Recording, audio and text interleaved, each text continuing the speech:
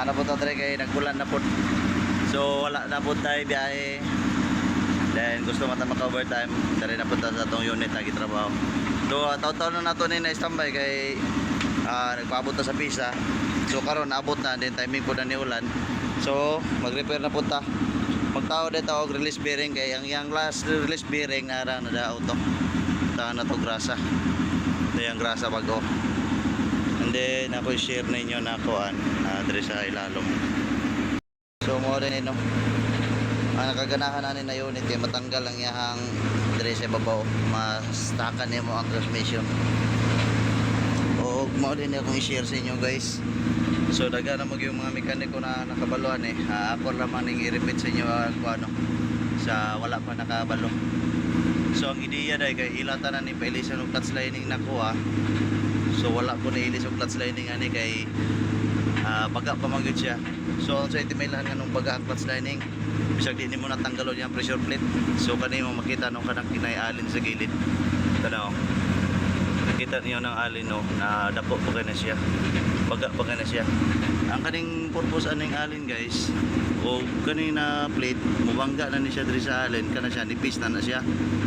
Pero ang kaning plate og muhandos pa na siya dito baga pa na siya. Nga makita po niyo sa iyang kaning mga finger sa diaphragm niya naka-plane pa na siya. Kay og kaning finger po niya og naka-down ni tanan dito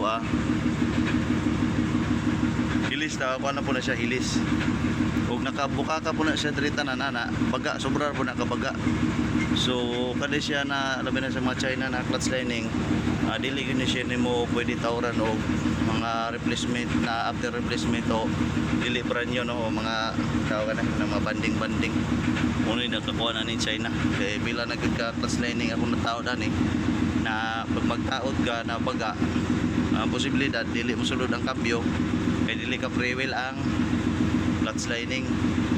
Pero gani na style na plain lang siya kana mo pinakatsada kay kung muborot na po ni gamay na yung finger dili na po na siya ka sulod ang kuha kay baga mo na ang kuano tapos makita gud po na ni Udrea o kana kay kung mulapat na po na siya kanina plate kung mulapat na po na rin sa alin ilis na siya kung masobraan po na siya o kang ani ano na po siya sobra po kabaga.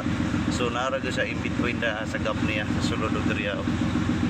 So mo gyud na pinaka number 1 yung tanawon guys pag para din na mo kapuyan ba kay magyan mo na ilisin na kay nadatang release bearing so ayaw kay sayang po looy po na yung kuan looy po ang tagiya no siya to kumpanya ni looy po mag-ilis ra mo tapos baga pa di ay.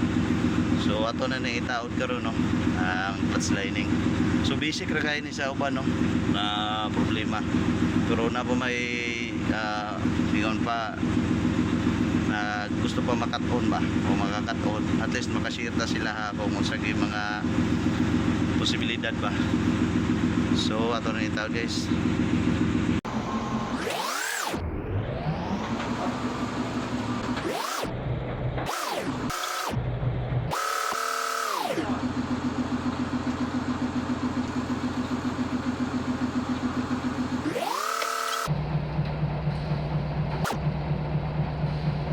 Yan na guys, nisugod na sa bugula no.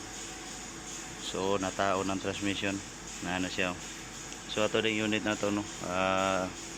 371 na ano E7. So muna yung transmission na salpak na to. So ato na lang isalpak ang kuan.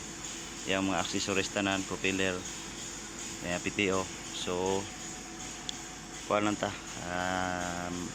Fast forward lang na to no kaya basic naman sa inyo ang pagpanaod og mga accessories niya. Sa atong body na to sa ubos ng ilalom. Hey guys, kaniligwatan niyo ning kuan pork aning kuan no release bearing kaya atong ilak sa ilalom. Kung magtanggal mo kailangan to i-release then pag magtaon mo yun na pong ibalik ko lock. So muna na guys ang kuan. Kana dapat modikit na siya sa yang lock. Nara yang lock. Kana muna yang lock. Okay bye, dot bye. Up, okay si pondo lang ka. Okay, atong lock.